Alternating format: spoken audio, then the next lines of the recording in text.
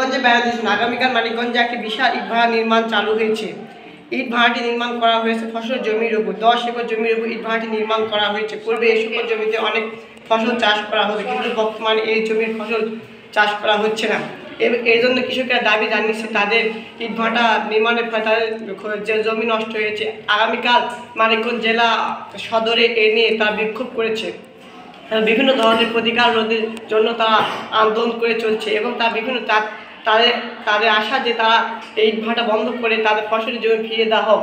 ইটভাটাটির মালিক হচ্ছে অনেক প্রভাবশালী ও ক্ষমতাশালী। তাদের ভয় দেখে এই জমিগুলো নিয়ে নিয়েছে, ফলে তারা সঠিকভাবে জীবনযাপন করতে পারছে না। তারা অনেক গরিব হয়ে পড়েছে, দুই-তিন বেলা খেতেও পারছে না। এ বলে মানিকগঞ্জ জেলা অফিসে তাদের ডাকা হয় এবং বিভিন্ন ধরনের প্রশ্নের জবাবে তারা এই কথা বলে।